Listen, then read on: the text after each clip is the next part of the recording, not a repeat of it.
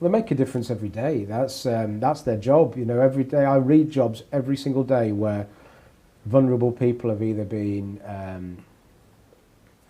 they've been victims of criminal offences, and I won't go into the types of offences, but you can imagine what it is. It's everything from the worst thing that could happen to them, through to being, you know, the victim of theft and fraud and everything else. And we are there all the time, and we have to be there to support them. And that is the difference that we make. Every single day there is 800 plus people that call us for help.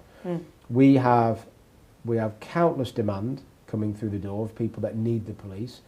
We only have a finite number of resources. We've only got what we've got in terms of the number of officers that we're out there.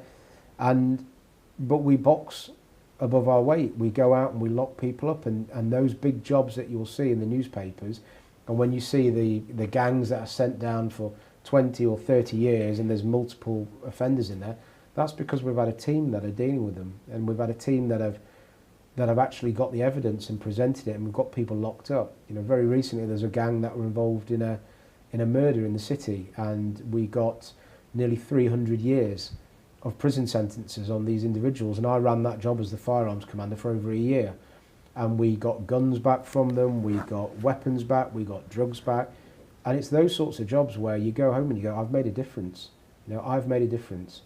And I know we're going to come on to it in a little while, but you know, when you think about all of the jobs that we have to deal with, they all should give you an immense amount of pride. Whether it is doing something for someone who's just passed away, because it's the last thing that you're ever going to do for them, or it's doing something for someone who's vulnerable, an elderly, or someone who's vulnerable through circumstance, or someone that's been exploited, or someone who's been kidnapped, or someone who's been a victim of theft or fraud.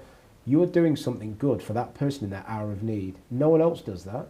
No one else, you know, there are other industries, obviously the emergency services, but that is a really unique selling point, and I don't think we actually sell that hard enough. We really don't.